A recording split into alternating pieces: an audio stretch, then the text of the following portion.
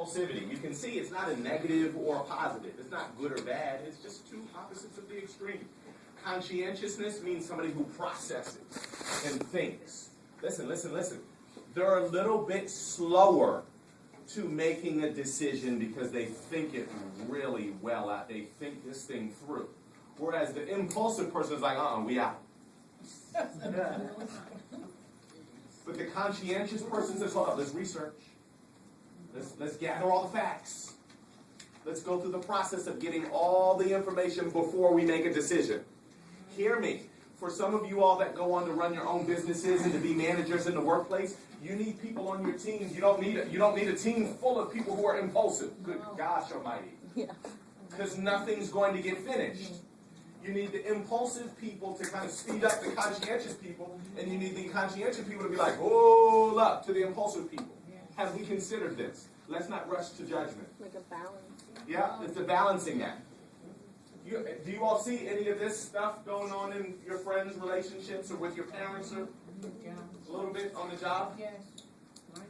Listen, what's cool is, depending on the personality characteristics and traits of the people, this continuum can either enable people to get along or to hate one another. There are married couples that have been married for 60, 70 years, and this has helped them out. The man's impulsive, come on, honey, let's go. And she's like, honey, let's wait, hold on. Honey, I'm so sick of my son, I'm kicking him out the house. Honey, hold up. Hold up. The father wants to kick the son out. The mother says, hold up. Or the mother wants to kick the son out. The father says, hold up. Right? Same thing with openness and resistance to a new experience. This is probably one of the 5 that I think would make it difficult for 2 people to be compatible in a romantic relationship. Okay? We have work relationships here, we have familial relationships here, we have peer relationships, and we have romantic relationships. If Myra and I are dating, and I'm open, and I'm like, let's go bungee jumping, and all she wants to do is stay at home and watch DVDs and watch movies, and she don't want to do anything. She don't want to go hiking, she don't want to go fishing, she don't want to go bungee jumping, she don't like to swim. All she likes to do is listen to music and stay in her house. There's going to be tension. So this is good stuff for y'all, because it will enable you to better assess who you are, and then to think about compatibility based on who you are. One of the reasons why we constantly find ourselves in incompatible relationships, Tariq, is because we don't know who we are. And so we're trying to holler at a shorty, or we're trying to date her, and we keep watch. And she's communicating to us our issues, her concerns, and we don't know who we are. We're living in the unconsciousness state. Listen, and we're immature and insecure, and so she's trying to communicate to us, Eddie, well, Coach, have you ever thought about the fact that maybe you are, like, really critical? Coach, have you considered the fact that, like, maybe you are, like, really impatient?